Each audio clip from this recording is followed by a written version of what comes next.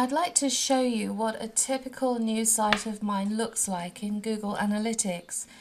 Basically, this shows the traffic on this site, which as you can see is minimal, and up until this point there was no traffic. This is actually where I created the site, and most of the comings and goings on the site here are me actually putting it together, putting a couple of pages onto that site containing articles. Then I forgot about it for a couple of days, and then I had a little look at it to see what was going on, saw nothing much was going on, and forgot about it for a bit more.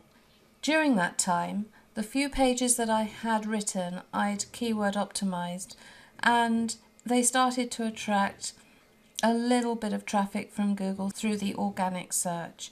That's encouraging because I've only put a couple of pages on the site, and already after this period of inactivity, once the search engines had managed to index and rank the pages a little bit, I started to get some sort of feedback. So at this early stage of the site, where I've done a bit and I've left it and then I go back to it to see how it's getting on, it's nice to be able to not have to see my visits, because the traffic's so low, my visits actually distort what's happening. So it'd be great to discount your own visits from Google Analytics, and there are plenty of ways to do this, well documented within Google. And I can just show you this by clicking over to another tab, typing in the search term how to ignore my own visits in Google Analytics, and you can see that there are lots and lots of articles on how to do it.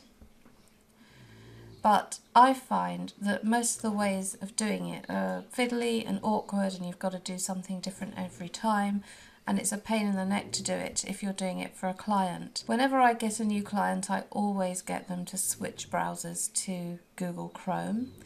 So if you use Google Chrome, actually it's a good thing because you can just go and get this extension. You can set up the analytics blocker, and if I just type in the URL for that, here it is, the analytics blocker. Is really easy to install. It's already installed on my browser, as you can see here, but if you haven't got it, you'll see a big blue button here that you just have to press, and that will install it into the Google Chrome browser for you. Now, I've already done that, and when you do it, you get a pop-up box where you type all the different sites that you don't want your analytics to count on, and when you go there, for example, on my website, Devon Web Designers, I don't want my visits to count, and this little red symbol appears, making sure that I know that that site's included in my exclude list. If I go into my tools and then extensions,